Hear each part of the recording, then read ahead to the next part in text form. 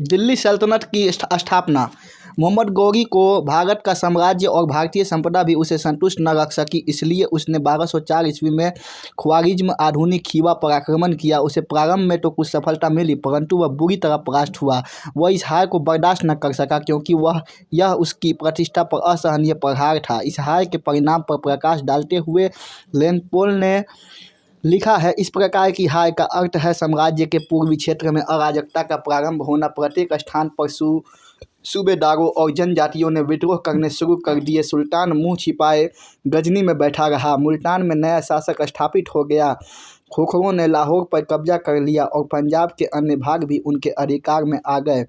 इस प्रकार एक बड़ा गौर साम्राज्य कई टुकड़ों में टूट गया। यद्यपि कुछ ही समय में मोहम्मद गौरी से पुनः अपने खोए हुए क्षेत्रों को प्राप्त कर लिया, परंतु वह अधिक जीवित न रह सका। मोहम्मद गौरी ने सफलतापूर्वक खोखरों का दमन कर दिया और जब वह एक विजेता के रूप में वापस गजनी लौट रहा था, तब उसका खोखरों ने सिंधु नदी के किनारे स्थित धमयक नामक स्थान पर 1206 ईस्वी में वध कर दिया। मोहम्मद गौरी के कोई पुत्र न थे, इसलिए भारत में स्थित उसके राज्य वफादार कुतुबुद्दीन ऐबक के हाथों में पूर्ण रूप से आ गया।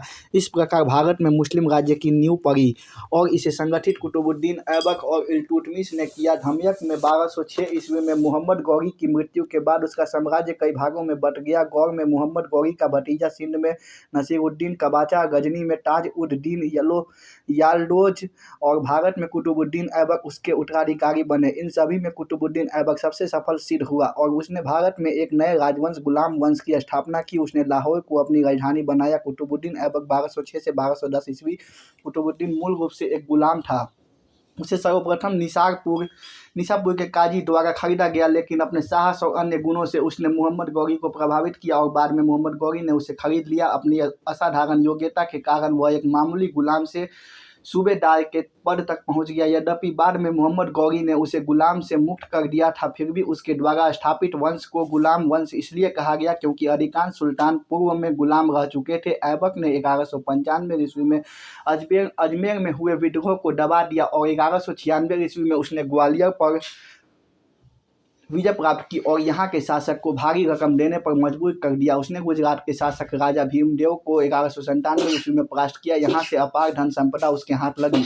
कुतुबुद्दीन ऐबक ने साम्राज्य की स्थिति मजबूत करने के लिए दूसरे शक्तिशाली शासकों या सूबेदारों से अपने वैवाहिक संबंध स्थापित किए।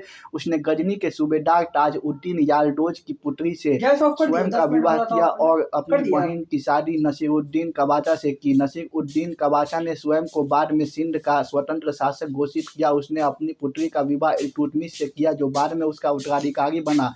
ऐबक ने मोहम्मद गौरी के उत्तराधिकारी उसके भतीजे से उनके सुविधाएं एवं अधिकार प्राप्त कर लिए। इसके पश्चात उसने कूटनीति से बंगाल एवं बिहार के विजेता मोहम्मद बिन बख्तियार खिलजी को अपने अधीन कर लिया। इस प्रकार अपने सभी कूटनीति एवं वैवाहिक संबंधों से अपने राज्य को संगठित किया। 1210 ईस्वी में लाहौर में चौगान पोलो खेलते समय घोड़े से गिर जाने के कारण उसकी मृत्यु हो गई। कुतुबुद्दीन की मृत्यु का समाचार सुनते ही अली मर्दान ने बंगाल में शाही उपाधि धारण कर ली और वह सुल्तान अलाउद्दीन कहलाने लगा। कुतुबुद्दीन की मृत्यु के बाद उसका पुत्र आराम शाह उसका उत्तराधिकारी हुआ। आराम शाह अयोग्य शासक साबित हुआ। ग्वालियर और रणथंभौर के शासकों ने स्वयं को स्वतंत्र घोषित कर दिया। नसीरुद्दीन कबाचा और ताज उद्दीन याल्डोज ने आराम शाह को भारत का शासक स्वीकार करने से इनकार कर दिया और दोनों ही लाहौर पर अधिकार करने की कोशिश करने लगे। राज्य की गिरती हुई हालत को देखकर राज्य के कुछ दरबारियों ने ऐबक के दामाद इल्तुतमिश को सिंहासन संभालने के लिए आमंत्रित किया। इल्तुतमिश ने तुरंत ही दरबारियों को सकारात्मक उत्तर दिया और सिंहासन पर अधिकार कर लिया। एक समकालीन इतिहासकार मिनहज उस सिराज ने उसकी प्रशंसा में लिखा है कि उसके समान दयालु, परोपकारी और विद्वानों और बुजुर्गों का आदर करने वाला शासक नहीं हुआ। इल्तुतमिश 1210 से 1236 ईस्वी। इल्तुतमिश 1211 में जब बादशाह बना तब उसकी स्थिति अच्छी नहीं थी। उसने स्वयं को अनेक परेशानियों से घिरा हुआ पाया। इल्तुतमिश का सिंहासन पर कोई वंशानुगत अधिकार नहीं था।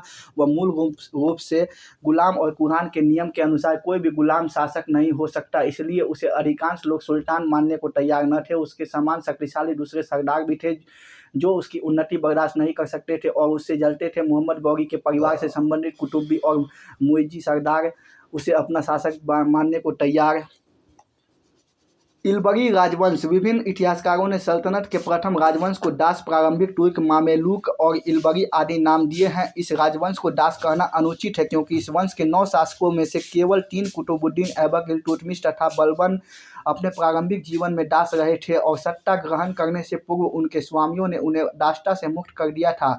मामेलुक शब्द का अर्थ स्वतंत्र माता पिता से उत्पन्न हुए दास से है, लेकिन दासता का अर्थ फिर भी इसमें निहित है। इस राजवंश के लिए प्रारंभिक तुर्क शब्द का प्रयोग भी स्वीकार्य नहीं है क्योंकि आगे चलकर कोई परवर्ती तुर्की राजवंश भी नहीं मिलता। अतः सल्तनत के पहले राजवंश को इटबरी कहना ही उपयुक्त है क्योंकि कुतुबुद्दीन ऐबक को छोड़कर इस वंश के सभी शासक तुर्की की इल्बरी जनजाति से संबंधित थे। बाकी अगला पार्ट में।